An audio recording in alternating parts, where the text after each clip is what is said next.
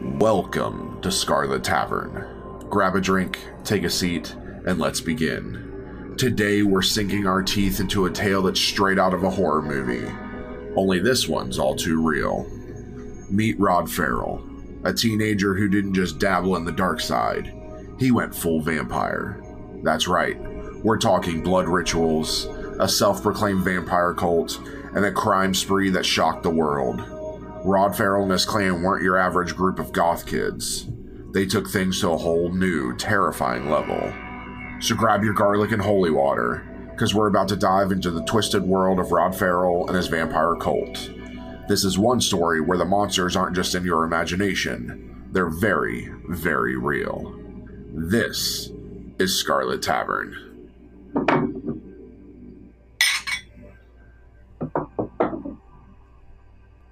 All right.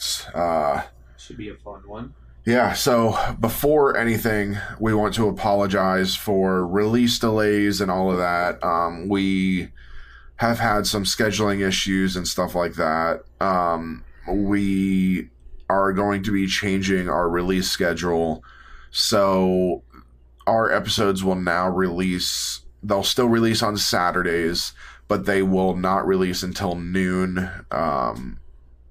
Even though this one is late, but they will not release until noon. And we will no longer be releasing one on the last Saturday of the month, which coincides with our D&D sessions. It lets us take the last week off of the month. So once again, we apologize for that. But we are here with Rod Ferrell leading into the Satanic Panic. So Rod Ferrell, there's not going to be a ton to it. We chose this one not only because of the Satanic Panic, but this is close to home. It's here in Kentucky. So and it's D&D, which is how we got started with all of this. So we're going to discuss Rod Ferrell, what happened. That'll be fairly short. And then at the end, we'll begin our discussion on the Satanic Panic.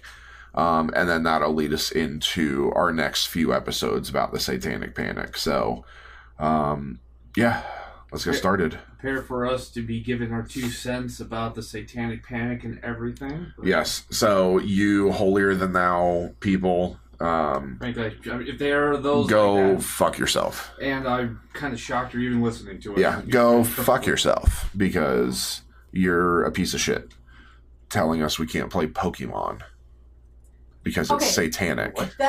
You never seen that clip? What? I wasn't allowed to. So before I was 16, I didn't grow up in a really religious household, but I was not allowed to play Pokemon or watch Pokemon or anything like that because it was too violent. And this is why I will say this to the day I die. Of all the faults the Catholic Church had, and they've got a lot, they never, as far as I can tell for the most part, never embraced this Satanic Panic like a lot of the evangelicals did. Yeah. I remember, going to Catholic schools. I went to Catholic schools all my life, from kindergarten to senior year of high school. That's what's wrong with him. There's a lot of other things. That's the reason that's why. But we, not only was I watching Pokemon during middle school, in middle school we had Pokemon card tournaments. Yeah. Our sister Eileen officiated one of them. So when a Catholic nun is... Yeah, I know. Sister Eileen was awesome. Could you imagine her doing Yu-Gi-Oh? She just, pulls it out of her habit. Yeah, she's like... Honest to God... Looks like Gambit. Sister Eileen was very old-fashioned, but she was very... She was good enough never to as long as our I wonder if she's still alive. I don't know. I want to say probably not. Find her and get her to join us in a game of D&D. She'd be very old at this point. So? I mean, I think actually I read somewhere she may have passed away, which is sad because I like get her to play D&D. But she was always very good about not oh yeah, the kids like playing this Pokemon card. Okay. She just kind of, as long as we didn't get too loud and start fighting, she didn't really care what we did. So yeah. But yeah, no, I've never heard that whole Pokemon's the devil thing. Oh yeah. So, and I pulled up some of the articles of it. So we'll kind of discuss that after we finish Rod Ferrell. We'll go into that. So, Rod Ferrell was born on March 28th, 1980, to teenage parents Sandra Gibson and Rick Ferrell. Sandra, then 17, married Rick 9 days after Rod's birth. However, their marriage ended just weeks later when Rick filed for divorce and enlisted in the military, leaving Sandra to raise Rod with the help of her parents. Her parents also looked after Rod, who claimed Sandra's father, his grandfather, raped him when he was 5. Other than Rod saying that, there's never been any substantiation about that. Could have happened. But it is a stereotypical happenings of somebody who turns out this way. So, yeah. Rod also claimed that as a young child, he was exposed to occult rituals and human sacrifices and was introduced to Dungeons and Dragons role-playing game. Don't know how those two are correlated, but he was doomed to fail. He was introduced to D&D. So the human sacrifices and occult practices. I mean, technically, those are normal. Yeah. I mean, technically, human sacrifices were in the Bible. So yeah, and occult rituals and human sacrifices, we kind of covered all of that in our first campaign of D&D. Yeah. So we covered a lot of things there. Yeah, but like Fish Daddy. I still never forgive you for that. That wasn't me. No. Oh yeah, that's right. That was Triple Dub. That was right. Actually, I don't mind that. I really that was don't. Triple Dub. It's you constantly taking us back to the freaking haunted house place. Okay, that one I couldn't stand. You were fine with it. He kept fucking with Karin and I. Yes, I still got bored with it. Sandra Gibson remarried and frequently moved with Rod. Eventually, she left him in Murray, Kentucky, and relocated to Michigan with her new husband. This husband allegedly told Rod they were never returning, which upset Sandra to the point of divorcing him and moving back to Murray to be with Rod. It was claimed that this second husband also engaged in satanic rituals. So she has a type, apparently. Yeah. Murray. That's fairly close to the Tennessee border. Yeah, it's about 5 hours from us. Yeah. It is. Murray's just south of Paducah. Yeah, that's like that little. It is literally the border of Tennessee. It's just north of the border. It's like Tennessee, Illinois, that little tiny strip of Missouri. Yeah. That is hillbilly country right there. Yeah, it is definitely the tri-state. So which kind of adds to this whole thing. During this period, Rod began to undergo significant changes. He would walk in cemeteries at night, cut himself for others to drink his blood, and claimed to be a 500-year-old vampire named Vasago. At least it's a cool name. Yeah. My name is Vasago. Drink my blood. No thanks. His academic performance declined, and he began to flagrantly disobey school policies by skipping classes, smoking on campus, and defying teachers and school officials. So he was a normal high schooler? Well, probably not for this area. He also became deeply involved in the role-playing game Vampire the Masquerade, which involves acting out vampiric scenarios in real time. It doesn't, but there's a little more to Vampire the Masquerade than that. And we'll talk about Vampire the Masquerade after. Is that this. One of those, of all our collection of D&D and TTRPGs, we don't have Vampire the I have the digitals, yes. Oh, you do have Yes, that is on our list of one-shots to do. So I may turn into a 600-year-old vampire. I'll be a 700-year-old vampire. Named Fesago. I'll be a 700-year-old vampire named Chuck. I don't know. Sandra allowed Rod to stay out all night, use drugs, and skip school. Man. She didn't give a shit about her kid. Man, I wish I had a parent like that. Just kidding, I don't. No. He often spent time with a young man named Stephen Murray, who introduced him to the vampire subculture and crossed him over, giving him the name Visago and turning him into a presumptive vampire. We say presumptive because there are no actual real vampires out there. That we know of. Yeah, that we know of. I'm pretty sure we would have... They either... Well, if there were, they would all probably be dead by now. That or in hiding because they've had years to evolve of how to stay out of humans' ways. Or they went nuts and killed themselves. Who knows? I mean, if I lived 1,000 years and saw what this country turned into, I'd kill myself too. By spring 1996, Rod was also communicating long distance with Heather Wendorf, who told him that her parents were hurting her and that she wanted him to come get her, but that he would have to kill them to do so. Cool story, bro. Yeah, I never understood. Like, how do you find someone like that in 1996? Like, today, it's very easy to find someone across the country and connect to them, but this is 96. The internet is very new, if at all. No, 96, the internet. It's still very new. Like, there's no instantaneous communications like we know is still really new. You have to really find somebody like this way.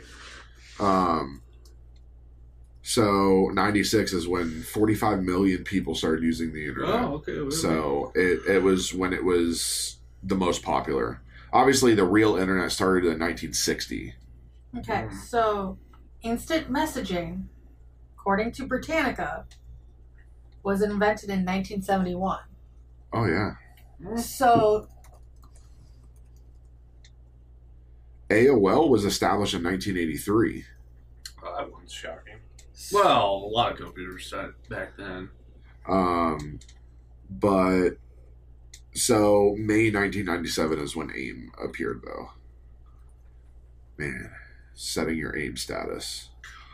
Don't remind me, please. Okay, so you're probably the only one that really remembers setting your AIM status. Oh, I did it all the time. I used AIM for so long. I mean, it didn't shut down until 2009. Yeah, but you. So. My biological parents, we were too broke to have internet and all of that stuff. And then being adopted, I wasn't allowed on any social media platforms. We had a central computer in the living room. At my mom's house. At my dad's, we had a few computers because that's where I played World of Warcraft and all of that stuff. That's when I was introduced to, apparently, Satan. So, in September 1996, Murphy attacked Ferrell, who refused treatment when taken to a local hospital. Murphy was convicted for the attack. Shortly after, Sandra Gibson was charged with soliciting a minor, Murphy's 14-year-old brother, whom she wrote love letters to, asking him to cross her over and make her his vampire's bride. For the record, I tried looking up what it was, not what specifically, any more depth of it. What, crossing over? Well, no, not what. I know what that meant. I'm talking about what she said, but it was obviously censored because it's something against a minor. Yeah. But from what I've understood, it was pretty explicit. That's why his names. Well, that's why we didn't mention his name. He's a minor, so they don't mention names. So.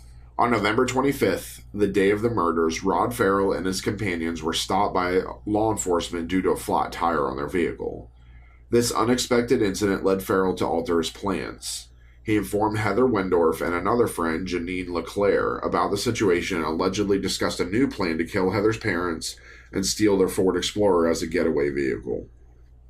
Ferrell and his friends arrived near the Wendorf home and met Heather down the road from her house. He sent the three young women, Heather Wendorf, Dana Cooper, and Charity Kesey, to visit Heather's boyfriend and pick up LeClaire. Meanwhile, Ferrell and Scott Anderson stayed behind, armed with clubs. The two young men searched the outside of the Wendorf home for a way to get inside. They entered through an unlocked door to the garage and looked for better weapons. Ferrell eventually chose a crowbar. Lock your doors, people. Yep. Ferrell and Anderson then entered the house, disconnected one of the phones, and encountered 49-year-old Richard Wendorf asleep on the couch. Ferrell struck him multiple times with a crowbar, fracturing his skull and causing numerous chest injuries, including fractured ribs. So, what I'm guessing, he's from a small town? Who? Rod. Yeah. Yeah.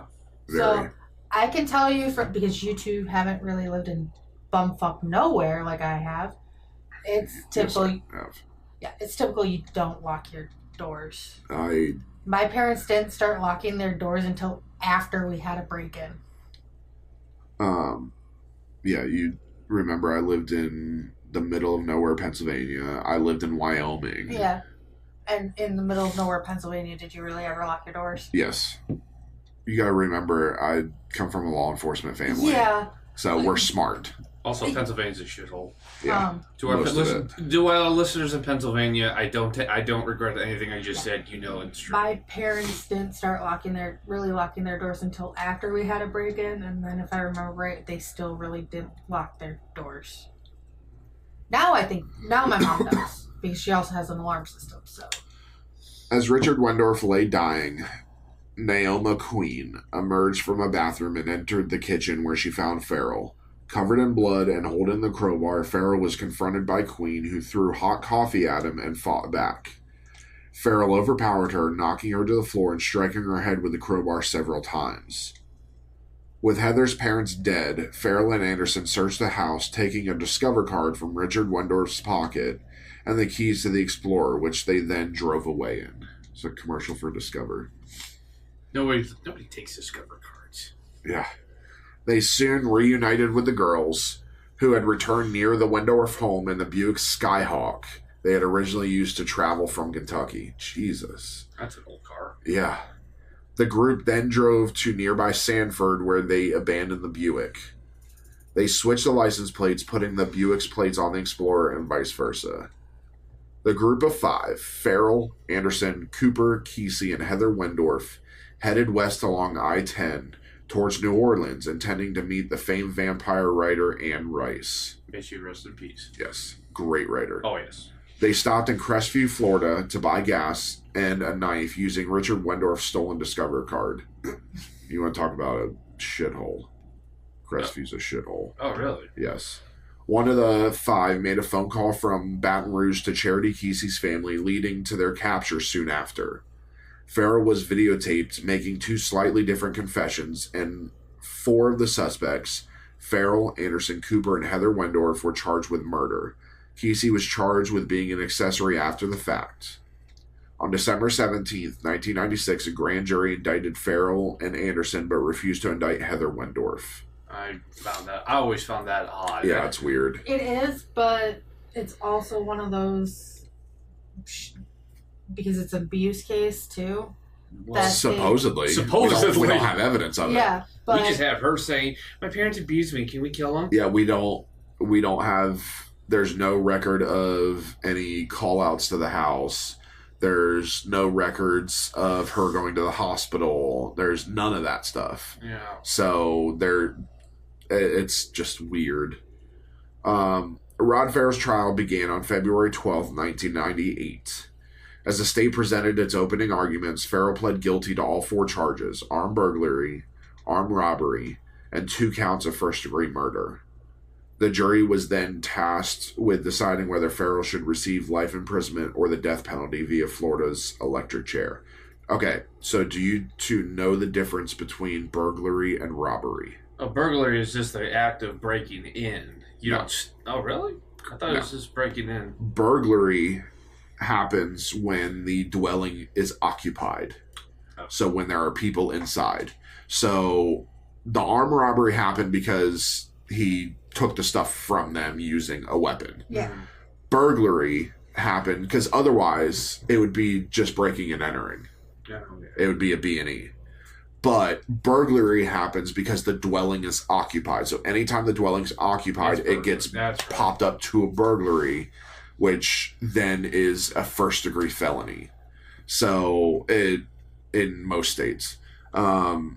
So it amplifies it because there's more chance for harm.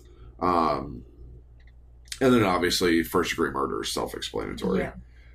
Ferrell's defense argued that his young age should be a mitigating factor, along with his emotional age, which a psychiatrist assessed at 3 years, and his extreme emotional and mental disturbance. I have one that I can believe. Yeah. On February 23rd, the jury unanimously voted to sentence Ferrell to death. After additional testimonies, Judge Jerry Lockett accepted the jury's recommendation 4 days later and sentenced Ferrell to the electric chair, making him the youngest person on Florida's death row. After the sentencing, Judge Lockett urged prosecutors to charge Heather Wendorf, citing unanswered questions about her parents' death and stating, "There is genuine evil in this world." Sandra Gibson, Ferrell's mother, felt her son did not deserve the death penalty, but supported the judge's suggestion regarding Wendorf. Of course she did. Charity Kayde was convicted of 2 counts of third-degree murder, robbery with a deadly weapon, and armed burglary, receiving a 10.5-year prison sentence. Dana Cooper faced the same charges, but was sentenced to 17.5 years in prison. Scott Anderson, convicted of the same charges as Ferrell, was sentenced to life in prison.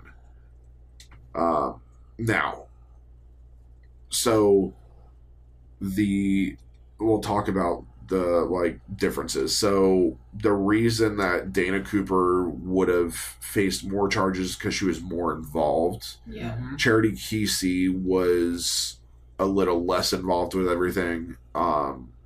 And so that's why she got the third-degree murder and a lesser prison sentence. Plus, I believe Charity was a little bit younger as well. I believe so, yeah. Now, Scott Anderson, who was actually in the home with Ferrell. Correct. The reason he didn't get the death sentence is because he was not the primary aggressor. It was Ferrell. Ferrell was the one behind everything. And honestly, giving the death sentence to somebody this young, it is, although he is technically an adult, it's a statement. Mm-hmm. That's all it is. And Florida, especially in this time, was all about making a statement saying, don't fuck around in our state. That's why Florida was the number one place for the death penalty. So yeah, Florida and Texas. So Ferrell held the record as the youngest inmate on death row for 2 years until November 2000, when the Florida Supreme Court reduced his sentence to life in prison. Kayde was released in March 2006, and Cooper was released in October 2011. In January 2013, an appellate court, which is the appeals court, dismissed attempts by Ferrell and Anderson to secure new sentencing hearings. However, in December 2018, Howard Scott Anderson was resentenced to 40 years in prison by Circuit Judge Don Briggs, with credit for the 22 years he had already served, making him eligible for release in 2031. Ruth Wendorf's relatives attended Anderson's resentencing hearing and did not oppose his early release, expressing more concern about Ferrell, who is scheduled for his own resentencing hearing in July 2019. Ferrell's hearing was subsequently rescheduled to November 18th, then to April 2020, when the sentencing judge upheld his life without parole sentence, deeming him irreparably corrupt. Yeah. Currently, Anderson is incarcerated at the Calhoun Correctional Institution, while Ferrell is held in the Northwest Florida Reception Center Annex, which I have been to. I've picked up a few people on death row there. I've talked about the guy that buried a woman alive in concrete that I picked up. Mm-hmm. That's where he was. Oh. I've been to death row there. Obviously, when I went there, he wasn't on death row anymore. But yeah, so that place it's dark. Like, they keep the lights dark constantly. They have no idea when it's daytime or nighttime. They get fed their 3 square meals, but that is it. Yeah, Rod Ferrell would have actually probably enjoyed being there. Just sleep all day.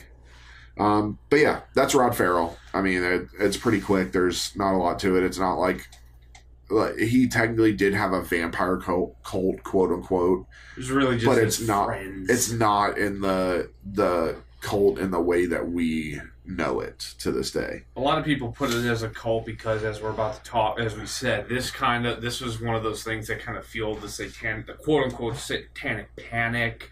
The whole, oh my God, there are peers into D&D, and it's influencing the young to commit horrible crimes like this. But as we've seen, Rod Ferrell was kind of, he was kind of fucked up from childhood. Yeah. So, as we wrap up our look into the eerie and disturbing world of Rod Ferrell and his so-called vampire cult, it's clear that his story didn't happen in a vacuum. It's a tale that's as much about the fears and anxieties of society as it is about the individuals involved. This brings us to something much larger, a cultural phenomenon that gripped the nation during the time of Ferrell's crimes, the Satanic Panic. Now, if Rod Ferrell's story seemed like it was ripped from the pages of a horror novel, it's because it played right into the fears that were already shimmering across the country. The late 80s and early 90s were a time when the idea of secret satanic cults preying on the innocent was more than just urban legend, it was a widespread belief. This fear didn't just fuel sensational news stories, it influenced law enforcement, the justice system, and even the way everyday people looked at their neighbors. So how did we get here? How did America become a place where Satan was seen lurking in the shadows of suburban life? Now, we'll deep dive into the origins and effects of Satanic Panic in our next episode, but for now, let's keep in mind how the fear and hysteria of this era helped shape the public's perception of cases like Rod Ferrell's, turning isolated incidents into symbols of a much larger and largely unfounded fear. So, with that, let's go to that first question. How did we get here? So, if we look at the Satanic Panic in the late 80s, we're looking at the Bible Belt. Tennessee, Kentucky, some parts of Ohio, even the Carolinas. They were prime Bible Belt country. Parts of Florida were that way too. And you had these evangelical Christians that it's how I grew up. Part of my life I grew up that way. And it was this stuff was inherently evil. I will say growing up I was not allowed to play Pokemon. I was not allowed to watch Power Rangers because it was evil. I was not allowed to read Harry Potter. I could not play World of Warcraft because there was magic in it. D&D I had to kind of sneak because it was evil. There's so many different things that they try and throw into the Satanic Panic that it really just kept adding fuel to the fire. So one of the things is there's an article from 2019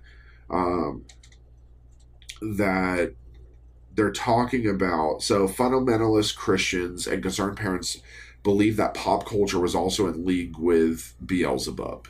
Everything from heavy metal music to cartoons was accused of propagating hell's message. In 1988, Geraldo Rivera did a documentary, Devil Worship Exposing Satan's Underground. For those that don't know, Geraldo Rivera was a huge NBC correspondent. Huge. He was a joke. He was. He had this big, I remember one of his big breakout roles was, had nothing to do with Satanic Panic. It was finding Al Capone's long lost vault in Chicago. He basically just ran around Chicago for a couple weeks. And finally, they actually did find a vault. They found a vault and they opened it, and they were able to verify that it was part of a business owned by Capone. And they opened it, and live TV, the whole nation's watching things. They're going to find like a hoard of like mafia money and stuff like that. And Capone's like personal effects, it was nothing. It was empty. Another part of the Satanic Panic that actually had nothing to do, it was kind of like another branch of it, all the same thing, but another branch of it was during the 80s, there was it was a major case in Los Angeles, the McMartin preschool trial, which is really the kind of thing that brought this into national news. It was basically it was a series of these preschools in the LA area that the owners were accused of abusing the children, and it was very controversial because some of the people affiliated with interviewing these children were pretty much accused of manipulating the interviews. Recovered memory therapy was like the big rage at this point in the early 80s. They were trying to be like, and some of these claims were just like outrageous. Like one person who was like the supposed ringleader of it was accused of being able to fly. There were these tunnels under the preschools that they were used for ritualistic abuse. The kids were being flushed down the toilets and then cleaned up and sent back to their parents. One of the kids actually picked out Chuck Norris as like one of the abusers. And it really kind of brought the whole thing, and a lot of the people just really believe that like these daycare centers in like the country were being used to like abuse children and have them involved in satanic practices. Yeah, so Doom video games, Marilyn Manson were the big scapegoats. They were actually what people blamed the Columbine High School massacre on. But Pokemon was a big thing. Still can't understand that one. So Pokemon's never been a stranger to controversy, from episodes of the anime causing seizures to the card game inspiring surges in child crime. The franchise has a well-documented history of scandals. There's a bunch of Pokemon controversies, but a lot of people believe that it was devised as a sneaky scheme to encourage children to practice Satanism and sorcery. Games that feature creatures being summoned to do one's bidding have encountered such accusations in the past. In the 1980s, D&D, Dungeons and Dragons, was condemned by Christian opposition for promoting witchcraft and demonology, especially following some tragic suicides involving teenage players. In his sincere 22-page critique of the role-playing game, Dr. Gary North, a Christian economist, described it as a recruiting tool for Satan. Similar criticisms befell Pokemon.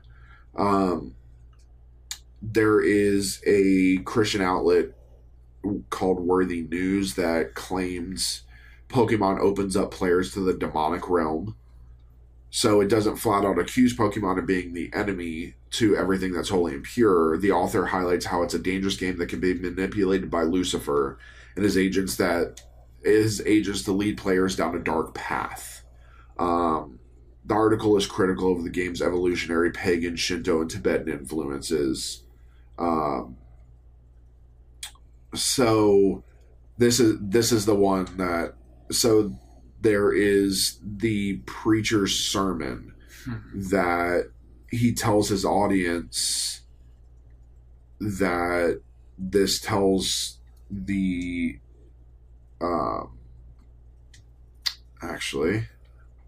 player's not available. Let's see if I can find that video.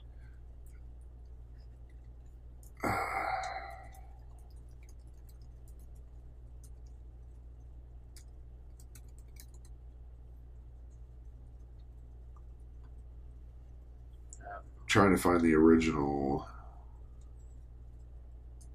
Yeah, I know that there was also, in terms of the D&D part of the Satanic Panic, one of the very earliest cases, and I believe Tom Hanks actually started a movie about it. It was based on a real life story of a young man in like 1979, 78, 79. He went to some college. He was long history of mental problems, very mentally disturbed, and one of his college roommates introduced him to D&D, and he just got very enamored with it, and it eventually... Mazes and Monsters was the name of the movie. I believe I think it's actually Tom Hanks's very first motion picture debut. I found it. I tried watching it. It's very badly made. Tom Hanks it's literally his first role, so I can't really fault him for being in such a bad movie. But the initial investigation when he went missing the campus police searched his room and they found a whole plethora of at the time D&D related merchandise and paraphernalia, and the police, of course, not knowing what the heck D&D was, since it was literally Gary Gygax had just invented it not 2 years prior, were jumped to a lot of conclusions as to what it was, and unfortunately it really had nothing to do with it. The man was he was just very mentally disturbed and refused treatment for the most part. So I found the video. We'll play it. It's about 5 minutes, but everybody will get a kick out of it. So this is the late 90s. This is it's called the Prophecy Club. They still exist to this day. It is a Christian, like, holier than thou Christian, like, podcast kind of thing, except then it was televised. What's in the late name of it 90s. again? The Prophecy Club. Sounds almost D&D. I don't know if that was intentional. So you guys are going to get a kick out of this. Should be able to hear it. Pokemon. Pocket Monster. The Spiral. And it stands for what? Male fertility. It's supposed to be able to mesmerize and hypnotize its enemies. This character over here is called Mewtwo. Every time that you see Mewtwo, he's in this pose. 3 fingers. So, and just the video shows Mewtwo in his typical pose, but then he says, 3 fingers, and the pastor holds up devil horns. Which is 2 fingers, but... Yeah. 3 is the devil's mark because it's supposedly making fun of the Holy Trinity. I thought that just meant rock on, but okay. All right. No, this is devil horns. Oh. It's Hail Satan. Cute little one. Everybody go, oh, come on. His tail. It's a lightning bolt. And it's the Satanic Z. The Pokemon trading card game is a new collectible card game that is made and distributed by Wizards of the Coast. What is a wizard? Male practitioner of black magic. Cute little Pokemon. Can we agree on that? Yes. Oh, I know, he's cute, isn't he? Little satanic tail. Let the camera get a view of that. These pocket monsters are creatures that inhabit the world with humans. Gotta catch them all. You don't need mom. You don't need dad. You don't need grandparents. You don't need aunts and uncles. You don't need school. And you probably don't even need a church. Because you're a master. This rap song that's played over again. And it says, I will travel across the land searching far and wide each Pokemon to understand the power that's inside. And then it's enchanted to them. Gotta catch them all. Here's the next character. This is Misty. Look at this. If this was actually clear, you'd see that that's a halter top. It stops right there. And she's got short shorts on. She's headstrong and stubborn, constantly arguing with Ash. Typical woman. Yes. Yes. He says... Okay, you need to repeat that to me. Let the good reverend do it. Holy shit. I'm sorry. Halter top. It stops right there. And she's got short shorts on. She's headstrong and stubborn, constantly arguing with Ash.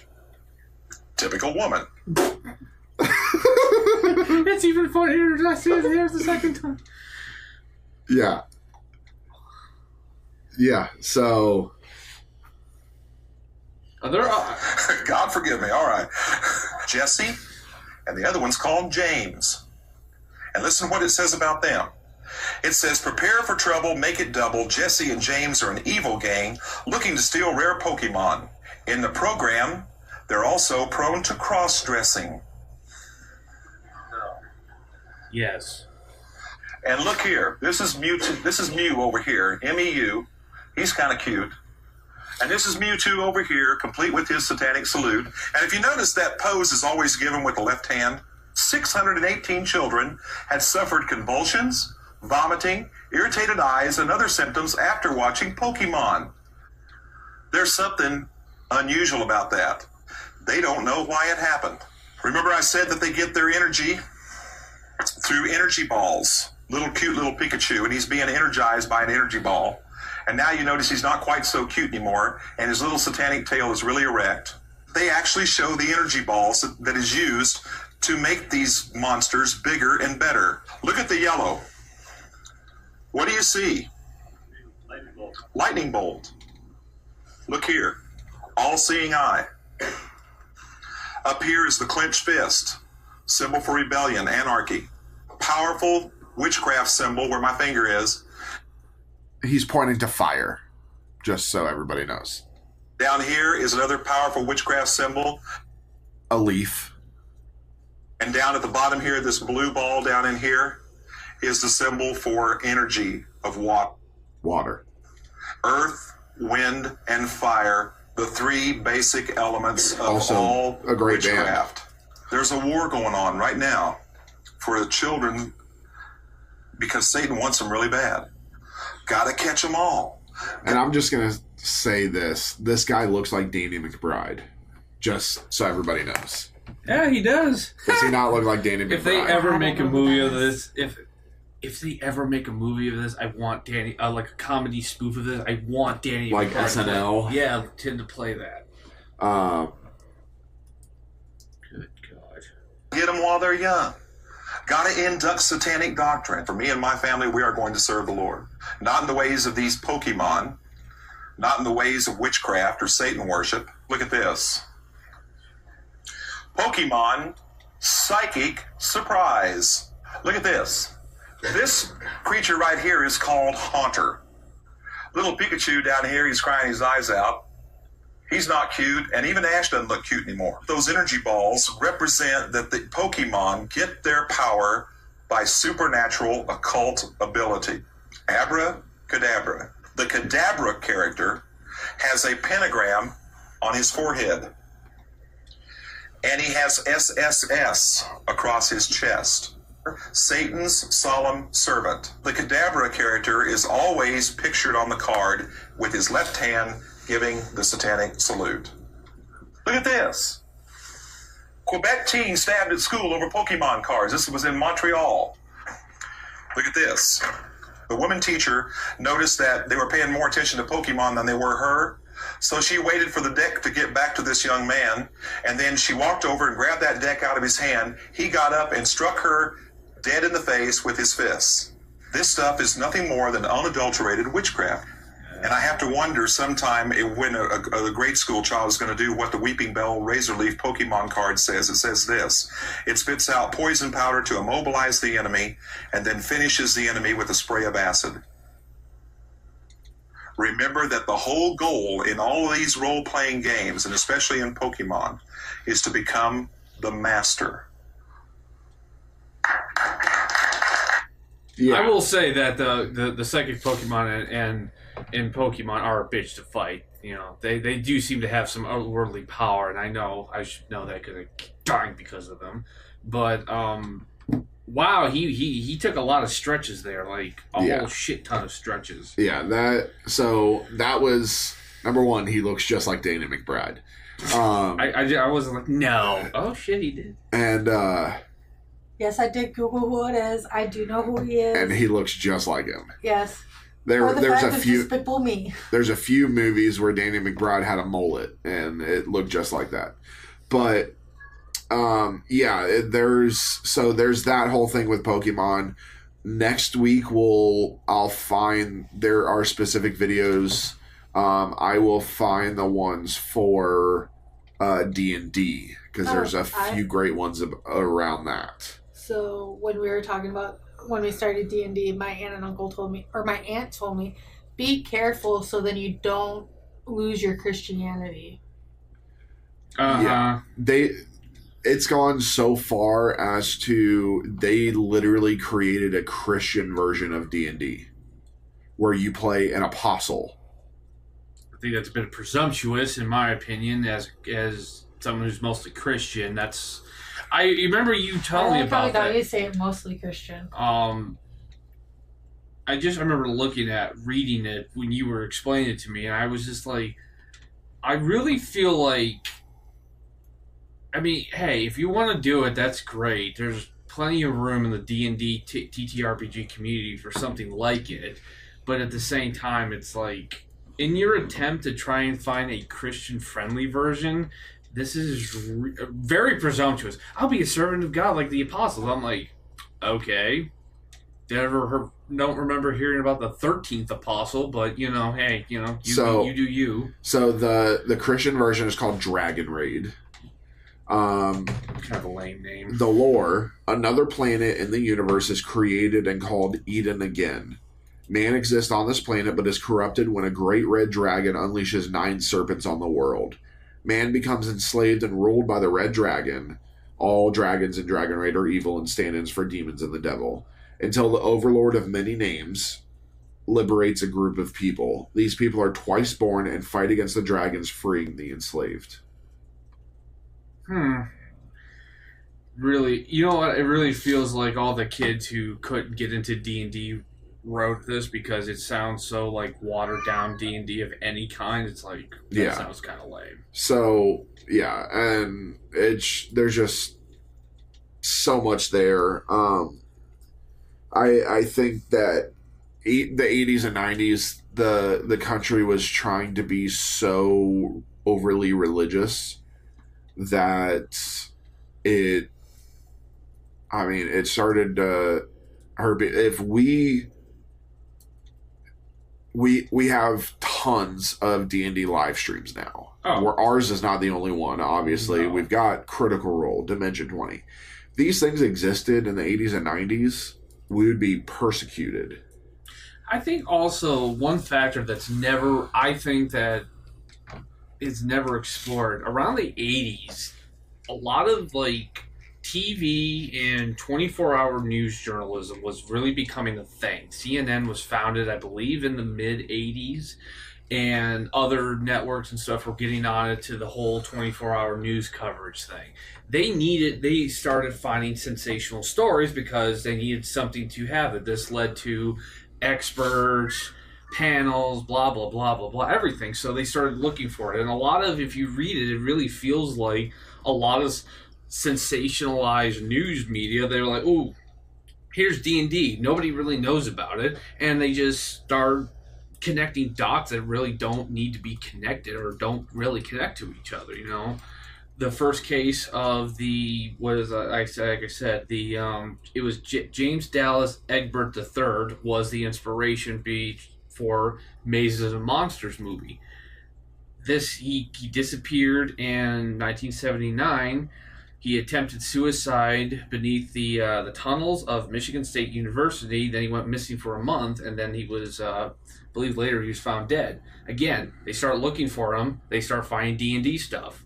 They start making correlations that have nothing to do with it. This was a 16-year-old kid who was going to college. He was a very, very smart individual, but he had a lot of mental problems. What did they do? Blame D&D. Oh, never mind that he's, mentally unstable. That has nothing to do with it? Okay. Yeah. So...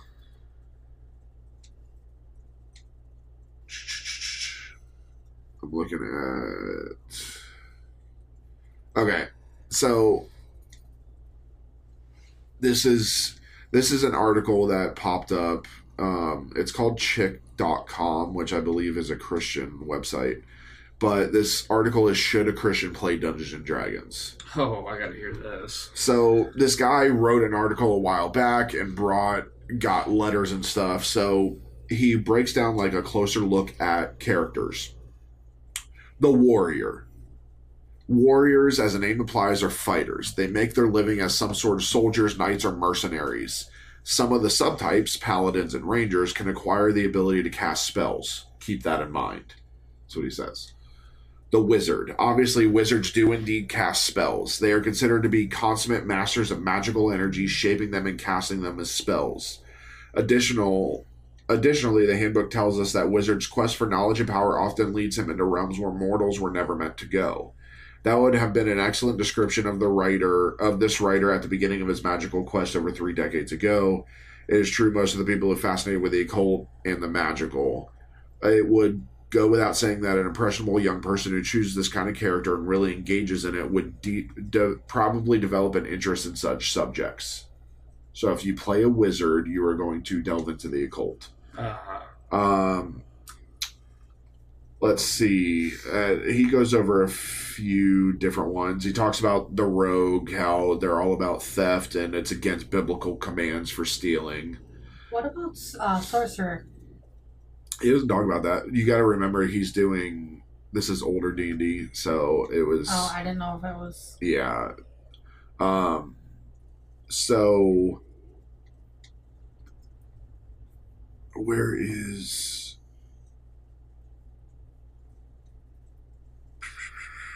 Okay, so he examines the issues. Whether or not the D&D materials still say what they said in the mid-'80s as Project Beyond the Scope of the Straight Dog. I covet your prayers that the Lord would give me the time and funds to thoroughly research contemporary FRPG scene, which, if anything, appears to be more appalling than it was 20 years ago. A walk through any gaming store can prove that. For example, there's now a whole line of materials based on the hellish HP Lovecraft Cthulhu mythos, a form of magic that we practice in the darkest days of our satanic career, a system of magic prominently featured in the Satanic Rituals by Anton LaVey. Contrary to the ramblings of D&D defenders like Michael Stackpole, the Necronomicon and Cthulhu mythos are quite real. They are? That's actually pretty disturbing. So... He said, perhaps D&D has gotten more politically correct over the years. No more naked girls strapped to demonic altars, etc., depending on who you are. Perhaps Hitler and rape are no longer praised. That is good, but it still does not address the fundamental problem of D&D. This problem is that the cosmology of D&D is fundamentally anti-biblical. Many of the defenders of D&D made the common mistake of assuming that because there are roles in the game for clerics, this makes the game alright. They make the mistake because they equate Roman Catholicism and its rogue clerics for Christians. They do not understand that one can be a cleric, Muslim, Buddhist, etc., and not be a Christian. They even tell me that these clerics are supposed to have noble virtues and standards of conducts. I'm also informed by irate DMs that their in-game virtues such as self-sacrifice, heroism, and persistence are rewarded and extolled. That is all well and good, but it will also take you to hell faster than a greased demon on roller skates. I'm looking at, as you say that, as I'm looking at our resident cleric across the table. I suck at being a cleric. I don't know why you guys keep letting me be a cleric. Considering you're the second, you have the second highest body count in here. Yes, killing I characters. no longer have the highest body count anymore. How is D&D anti-biblical? I would love to know this. First, because it prevents a universe without God in the Bible sense. To be sure, these clerics and other game roles serve gods with a small g. As mentioned above, these gods are mythic and generic according to the manuals. Some DMs even create games. I am irately informed, often with fluent cursing, that are monotheistic where there is only one god. This would be very exceptional. The D&D handbook section on religion begins with the statements, the gods are many. Also, a thorough reading of the entire section on classes of characters reveal that none of them are monotheistic in the biblical sense of the word. Even the celebrated cleric characters so widely lauded in Christian gaming circles are of any religion. The most common deity worshipped by human clerics in civilized lands is Pelor, god of the sun. Among non-human races, clerics most commonly worship the chief god of their respective racial pantheon.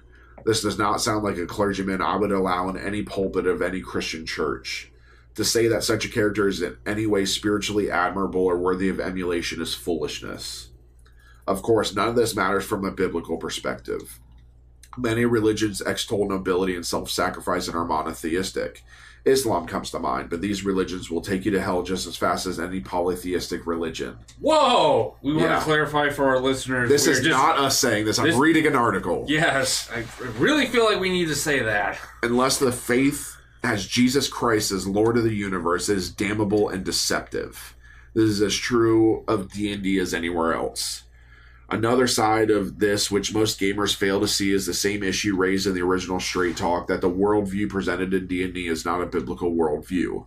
It is, to the contrary, a view in which God and his providential power is eclipsed by metaphysics of magic.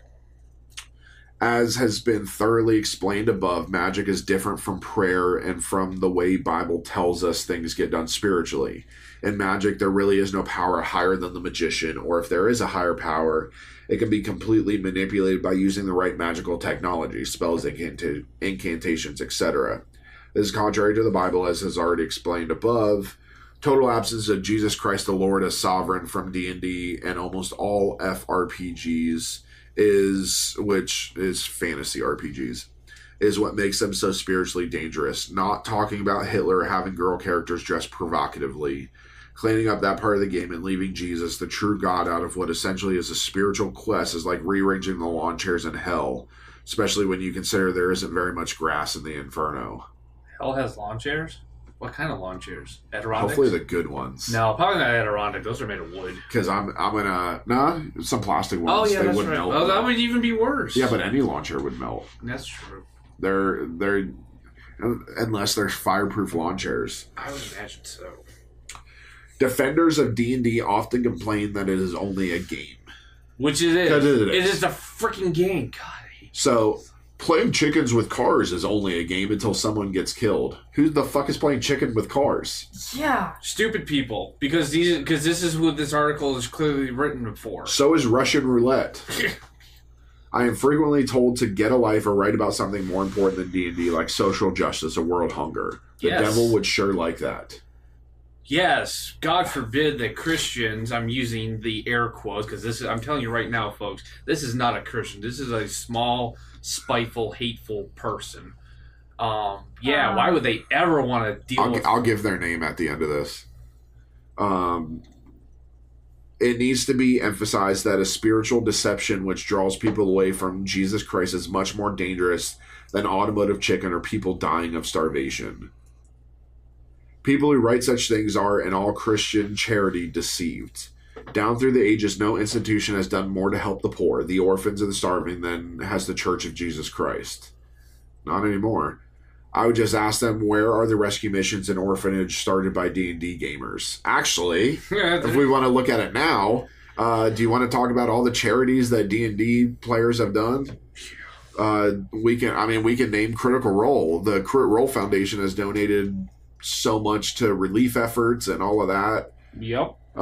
Concerning the metaphor about Russian roulette or chicken, some D&D defenders have said that it is a ridiculous or extreme comparison.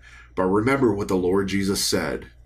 And fear not them which kill the body, but are not able to kill the soul, but rather fear him which is able to destroy both body and soul in hell. Matthew 10:28. Yes, the life-threatening consequences of chicken and Russian roulette are deadly serious and not to be minimized. But any game which draws people away from a true understanding of Jesus, God, salvation, and the cosmos is soul-destroying in the truest possible sense of the word. That is incalculably worse. We only have our bodies a few scant years before they turn to dust. Our souls we will have forever. And what if they've been destroyed by playing D&D? They may well end up in a fiery blackness of hell. Additionally, unlike Russian roulette or chicken, D&D is an extremely challenging game intellectually and emotionally. Especially when a certain somebody who are remaining anonymous puts in those goddamn riddles. Yeah. It truly involves its players in ways few games do because it demands a high level of imagination and creative engagement. Playing chicken demands neither. Which this person clearly has none of. Yeah. It is very like the devil to engineer a pastime which draws on the best of young people and then grind their minds and souls under the millstone of his hate. Yes, D&D may be fun, but it is fun with a spiritual hook in it. Sure, it is stimulating and creative, and there is nothing wrong with that part of it. What is wrong is that it is built on a superstructure of anti-biblical cosmology. Who wrote this article? He goes on and on about magic and suicide and all of that stuff. Like, this is a massive article. It would take us. We could do 3 episodes just on this article. It's that big. This thing is huge. So I'm trying to get to the end here. Trying to get to the end so I can tell you who wrote this monstrosity. Maybe it's at the top. And good Lord, talk about a William Schnoebelen. Bellin? Yeah. That sounds like... God, his name even sounds like a D&D character. William Schnoebellen. This was published in 2001.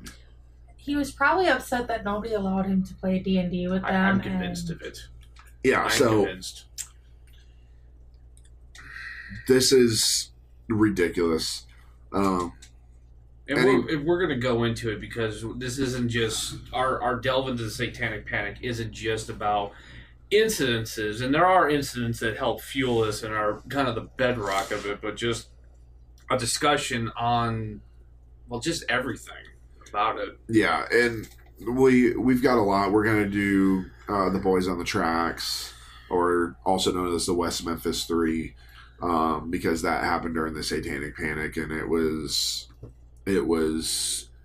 definitely referenced in this during that.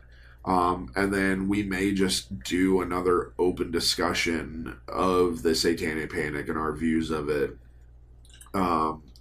Especially because we do have a footprint in the D&D community. I will defend D&D till the end. Mm-hmm. I think you can be from any background, any belief. Although I'm no longer Christian, I believe that anybody can play D&D and it's not going to send you to hell. It's a game. It's as simple as it is. It's all it is. It's a game. It's no different than playing a video game. You're more involved. And for people like us, I think, and for people within the entire D&D community, you'll find within the D&D community there is such a wide range of people now. It used to be these super nerds that had pocket protectors and wore glasses and suspenders and all of that. Those were the D&D people in the 80s and 90s. And technically we both wear glasses, so... Yeah, but... Nerds. Yeah, but you... Like, I've been told plenty of times that looking at me, you would not think I play D&D. No. You would not think I own a D&D company.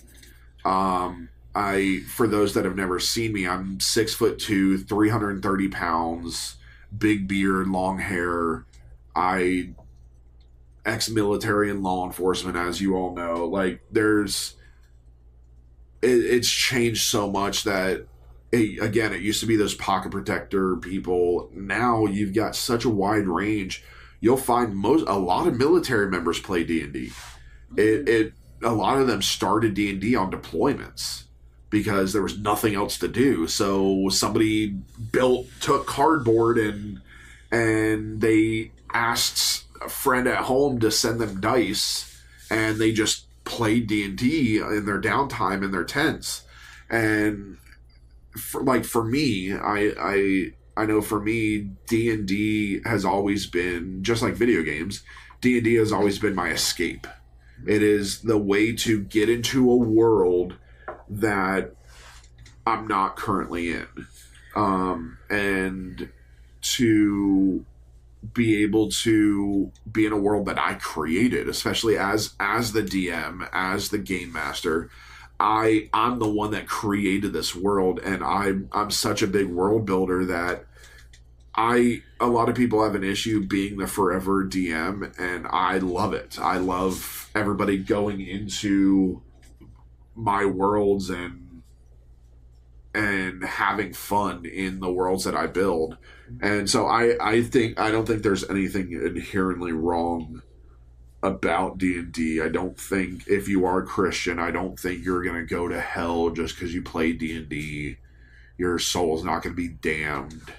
And, well, if you do go to hell, well, we'll be there with a D&D game ready for you.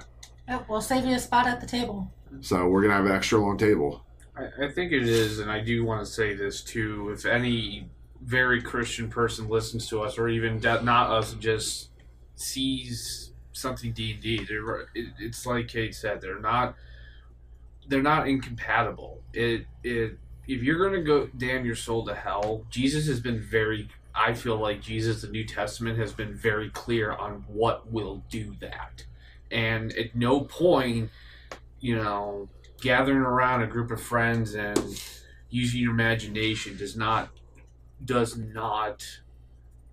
damn your soul hell. Because always remember something, and every Christian preacher will ultimately tell you this. Satan has only as much power over you as you give him, or it, or whatever classification you want to give Satan. So you can make up hobgoblins and drows and halflings and stuff like that, casting spells and doing whatever. It is a made-up game. If your faith is that shaky that playing this game that for the most part only has very few places, there's not very many board pieces, like a board game to it.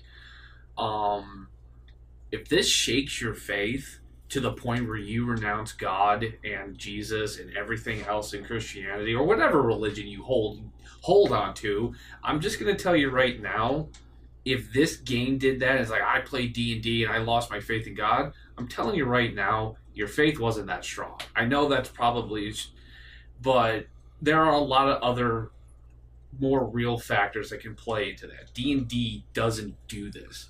This, I feel, is more helpful to people to working out their issues than anything. This is a bridge builder. This is what this game is. It's a bridge builder. It's not a destroyer.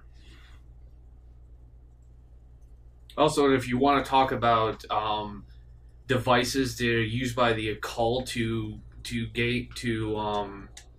reach unknown forces, Milton Bradley has got you covered on that because they sell the Ouija board in toy stores. I know that because I remember as a kid going to Toys R Us, and in the front display they had board games there, and there was a freaking cool little box for the Ouija board. Everybody's going on about... It's not Milton Bradley anymore. Oh, it's not Milton Bradley? Who is it? Hasbro Brothers just bought it. Oh, okay. Hasbro. So, yeah, literally Hasbro... And it was Parker Brothers before that. It was Parker Brothers. So, yeah, Parker Brothers and Hasbro are trying to steal your soul, not D&D. Also, I may have found the master manual for Dragon Raid. The Christian one. Oh, my God. We should totally do a farce setting. Oh, my God. It would be great. I think it would be. I found it on Scribd. I'm gonna download it. Oh, man. Oh, that'd be great. So, but with that,